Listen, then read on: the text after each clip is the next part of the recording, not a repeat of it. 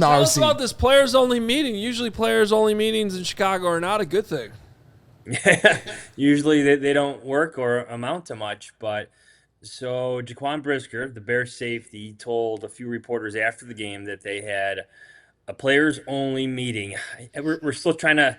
I want to say it was midweek, so he kind of replied, or when he was relaying the story, that they liked the response they got going into Wednesday practice or during Wednesday's practice. So this players only meeting was called by Grady Jarrett, the defensive tackle, and Brisker and some other players, and they spoke up. They talked about some of their goals heading into the year, how they wanted to be a top five defense. We forgot about all that. Like they talked a lot about being one of the best defenses in the league this year. And then you go to Detroit, they dropped the 52 burger on the Bears, and the plans kind of changed, the storylines kind of changed. So they wanted to get together, players only, where they kind of laid everything out and talked to each other just about their goals and how they reset themselves coming into this week. We have a Cowboys offense that we all talked about being pretty potent coming into this game. So you tweeted out that there was noise coming out of the Bears locker room, and then we've seen some of the videos. Did it feel like, wow, big time relief in here? I'm assuming it did because 0-2 was not fun.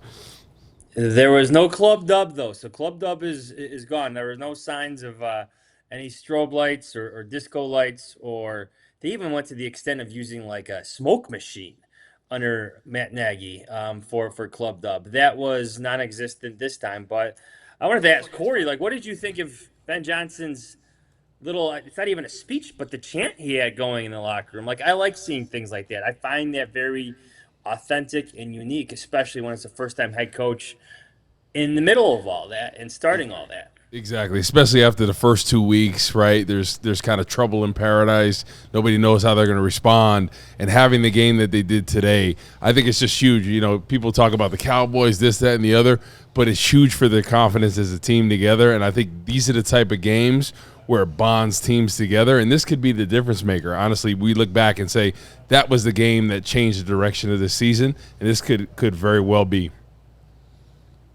No, you like seeing that energy. I think we could all recall the booms from Matt Nagy. We never really saw some of that natural charisma and that bravado from Matt Eberflus in those post game celebrations and those situations. Of course, Matt Nagy had the 2018 season to go through those booms, and that became pretty electric. And I know fans like seeing that. So to see Ben Johnson have that type of charisma, have that type of fire as he leads a chant in the middle of all his players, like I find that extremely encouraging for a first-year head coach. We'll be showing that video, so don't go anywhere. As soon as Jahns is done, we will share that with you. All right, this flea flicker, I was calling it the hot potato because of the toss back to Caleb, but apparently there's a much better name it's the actual play call. White House is what Luther Burden said. That name, that's the name of that play call. And I think it might be like a reference to the Dallas Cowboys Netflix series where their White House was a party house, like across the street from the facility where those legendary '90s teams of the Dallas Cowboys partied all night, and they were just a bunch of legends in there, and their parties are legendary too. So yes, that play call, the flea flicker play, kind of minus the free throw like toss back from DeAndre Swift, that is called White House, and it's not been in the playbook too long, actually. Apparently, I love it. It's a great Netflix series, so it's a great shout. I haven't gotten to that episode yet, so now I bet it was snowing in Dallas back then. Yeah, well, you don't have to bet. You don't have to bet. That's also fully documented on the Netflix series as well. But Jahns, for me, I know we got some different things we're going to get to that you were in the locker room for, but I'm just curious in your mind from being in the press box and watching this all unfold, the 19-play drive and Ben's decision to go for it on fourth down. What were you thinking in that moment? Because I couldn't believe he went for it. Really? Like I kind of expected him to, just based on his history, like already this year. He went for the kill shot. Like if you kick the field goal there, I think that's a win for the Cowboys, considering how long that drive was. They called Braggs 11 straight runs. against the Cowboys to put them away. So to see Ben Johnson go for it on that fourth down, I think that's just a continuation of what he wants to do, what he wants to build, that drive itself where they showed a lot of physicality. And to me, like he went for the kill shot on the Dallas Cowboys instead of settling for the field goal, instead of sending out Cairo Santos in that situation where you breathe some fresh life into the Dallas Cowboys. He went for the touchdown, and really, like I am all for that in so many ways because we haven't seen that or covered that here in Chicago, and really ever. And John's. Yeah. Go ahead, go ahead. I was very much kick the field goal. I was terrified. Yeah. You don't kick the field goal. You go for it for you don't get it. Now it's a 10-point game. They've got the football. I was very terrified. He had the hot hand. He had the hot hand. They pulled it off, man. Go ahead. I was going to say, Johns, were you surprised at how much they got Luther Burden involved in this offense? Colston Loveland as well before he got injured. They were targeting them a lot more, a lot of these rookies that they drafted. Yeah, the first play from scrimmage is a 7-route corner shot to Colston Loveland, and I think that is just Ben Johnson making good on what he said he was going to do. He was going to get his tight ends involved. So that was the first scripted play of the day by Ben Johnson, was a shot to Colston Loveland. I think we saw a lot of corner routes from Colston Loveland early on in the game before he suffered his injury. Like in terms of like Luther Burden, I had a feeling this was coming because he's just too good of a player not to have some plays drawn up for us, not have some personnel groupings, involved where he's part of, certain play packages and whatnot. So he's a second-round pick. I think the Bears consider themselves fortunate that he was available. I think that surprised them. So to see them drop some plays for him, like in this setting, this home game against the Dallas Cowboys, against a pretty porous defense, like it didn't surprise me because I think we all knew this was coming eventually. I don't think we expected the trick play, but I think we expected some targets for Luther Burden eventually early on in the season. Well, when Luther was healthy in training camp, and once he started to figure out, Luther was impressive. Yeah. But we haven't seen too much of Caleb to Luther connection because That's Luther true. played predominantly with Tyson Bagent. He was getting open a lot, getting the ball out of training camp. Now we're starting to see Caleb and Luther Burden have that, chemistry there. If those guys get it going, yeah, offense is. Johnsy, I've been throwing around a lot of statistics on this show that may or may not be true. And statistically, Odunze is the best wide receiver in football right now. So I'm just curious, hearing not. from him Big in the stats locker guy. room. Just follow me with my stats. I can say what I want today. The Bears won. Bragg stats. Bragg It's a new segment. stats. Bragg's math.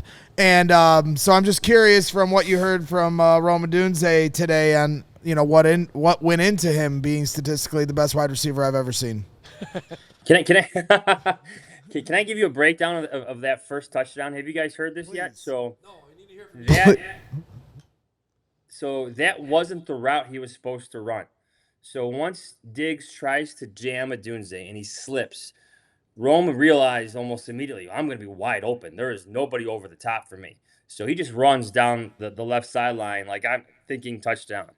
And he credited Caleb Williams for getting to him in the progression, finding him, realizing what was going on right away, and throwing a rope right to him right down the left sideline, knowing that the guy covering him had slipped, was giving chase. So that's something, some improvising from the young quarterback and the young receiver in that moment.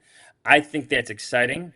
We know DJ Moore tried to do the same earlier this year, and the results were not the same. So, but I do think this is another positive sign of this growing connection between Rome Odunze and Caleb Williams right now, to at least recognize that on the fly, to see it and hit the touchdown just like they did.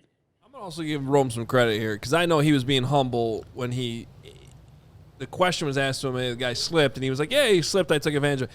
He caused him to slip. He smacked him. Straight up smacked him at the line of scrimmage. Trayvon Diggs tried to jam him, which is what he's supposed to do.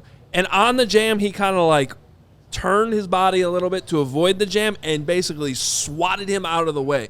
That was insanely Pass rush impressive. move. So, and then I love that they have the ability to freelance like that, where if he's going to do that, he gets rewarded by going downfield. That was just that was big boy football. That was cool. Yeah. I mean, guys, these are the things that we don't talk a lot about just in terms of like Chicago Bears football. Like being able to adjust on the fly within the play. adjusting within the play, because we've heard stories about the Kansas City Chiefs doing this, the Philadelphia Eagles doing this, Matthew Stafford doing this, like adjusting within the play as everything is going on and succeeding with those improvisational skills. Like that is something different and something we haven't covered really much here with the Chicago Bears really ever in my tenure doing this. All right, Johnson, you got to go get a lot done, but what's the latest on Darnell Wright? He said there was no way that he was leaving that game. Obviously, we saw him getting treated. His right elbow, he said it was extremely painful in the moment, but he was good. And the more we asked about his injury, the more he didn't want to talk about it. The more he kind of just smiled at us. And it was just like, hey, guys, I wasn't leaving the game. There was no way I was going to remove myself, even though he did briefly. But he was hell-bent on returning. He did not look like himself on the sideline. Obviously, he was in a lot of pain, but I think it just shows how tough and how willing he is to play tough in a situation like this early on in the season. And Ben Johnson said he thinks Darnell will be just fine. So that's good. Now he's going to clean up the penalties a little bit, but there's no question he's tough.